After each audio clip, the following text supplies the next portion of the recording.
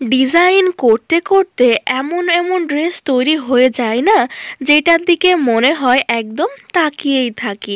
তো আজকে তোমাদেরকে যে ডিজাইনটা দেখাচ্ছি এইটা ঠিক সেই রকম, একদম ডিজাইন থেকে শুরু করে সুতা ম্যাচিং, অসাধারণ একটা ড্রেস। পুরোটা দেখো, বুঝতে পারবা। আসসালামু আলাইকুম এভরিওয়ান, তোমরা কেমন আছো? আশা করছি আল্লাহর রহমতে যে যেখানে আছো ভালো আছো, সুস্থ আছো। আমিও ভালো আছি আলহামদুলিল্লাহ।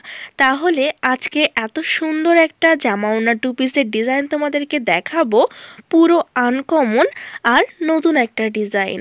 আশা করছি তোমাদের আজকের সুন্দর জামা ওড়নাটি ভালো লাগবে।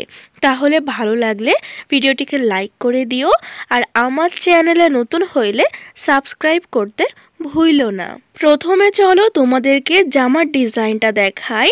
আর আজকে যে ডিজাইনটা দেখাচ্ছি এটা হচ্ছে 5 রঙের মাল্টি সুতার কাজ করা, আর এটা কিন্তু একদমই পুরো আনকমন। তো এটা হচ্ছে জামাটির নিচের দিকটা আর বডি পার্ট দেখো এখানে সুজনি করা আছে, আর দেখো প্রত্যেকটার মধ্যে মধ্যে করে দেওয়া আছে পুঁথি, আর নিচের দিকটা দেখো ফুলকারি ডিজাইন করা, মানে এটা লখনৌ ফুলকারি দুইটাই আছে।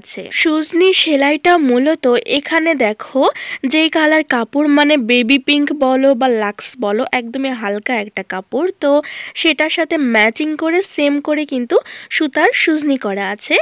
আর এইটা দেখো, এটা হচ্ছে গলার ডিজাইন, এটা হচ্ছে মূল আকর্ষণ। দেখতে পাচ্ছ গলাটা কেমনভাবে করা হয়েছে? তো এই দেখো অনেক বড়, একদম পুরা সীতা হারের মতন করে দেওয়া আছে। আর মাঝখানে দেখো আবার এই লাখানোর একটা ডিজাইন। তো এই ডিজাইনটা একদমই পুরো আনকমন, মন চেয়েছিল সুন্দরভাবে নতুন কিছু নিয়ে আসি, তো এরকম কিছু নিয়ে আসা। তো তোমাদের কেমন লাগছে আমাকে কিন্তু জানাইতে ভুলবা না। আমি চেষ্টা করেছি আমার মতো করে সুন্দর করে ডিজাইন এবং সেলাই সব কিছু করানোর। তো তোমরা যারা যারা আমার থেকে সুন্দর ড্রেস নিতে চাও তারা আমার ফেসবুক পেজে ইনবক্স কইরো, ডেসক্রিপশন বক্স চেক করবা ভিডিওর, সেখানে আমার ফেসবুক পেজের লিঙ্ক পেয়ে যাবা। আমার ফেসবুক পেজের নামও হচ্ছে সিজাস হ্যান্ডক্রাফট, ওখানে গেলেই আমার থেকে সুন্দর ড্রেসটি নিতে পারবা। তো এই দেখো জামাটি সম্পূর্ণ সামনে পার্ট, বুঝতে পারছো? নিচের দিক, গলার দিক, আবার বডি পার্ট, এই তো দেখো কাজে ভর্তি। আর এটা হচ্ছে জামাটির পেছন দিকটায় আমি দুইটা একটা করে ছেটা ফুল দিয়েছি। যেহেতু থোকাগুলো বেশ বড় বড় না, সেহেতু এখানে দুইটা একটা দিয়েই কিন্তু মানানসই হয়েছে, এর বেশি দিলে ভালো লাগতো না আমি যেটা মনে করি। তো এবার চলো হাতটা দেখাই। জামাটির হাতাতেও কিন্তু কাজ করা আছে, বেশ দেখো বড় থোকা করা আছে, তারপর ছোট থোকাগুলো করা আছে। তো আজকে যে ডিজাইনটা করেছি জামাতে না, সে জামাটির কাপড় হচ্ছে কাশ্মীরি ভয়েল কাপড়। তো এখানে দেখো সেলাই কিন্তু বিভিন্ন ধরনের আছে, যেমন ধরো এখানে শাটিং ভরাট আছে, তারপরে খেজুর পাতা, সুজনি, আর তারপরে আর কি আছে, পুঁথি দেওয়া আছে।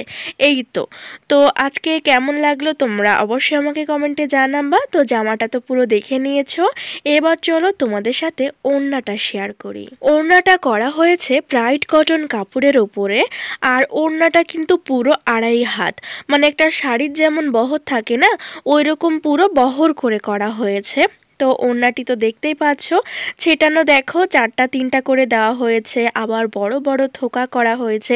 বুঝতে পারছো ওড়নাটা কেমন? ওড়নাটাও কিন্তু পুরাই আনকমন। জামা এবং ওড়নাতে কিন্তু সেম সুতা দেওয়া আছে, আর ওড়নাটির কাপড় হচ্ছে ব্রাইট কটন, যেটা বলেছি। তো এই দেখো খুবই সুন্দর করে কাজ করেছি আমি, আমার সাধ্য মতো চেষ্টা করেছি সুন্দরভাবে করানোর। তো তোমাদের কেমন লাগছে আমাকে জানিয়ে দিও।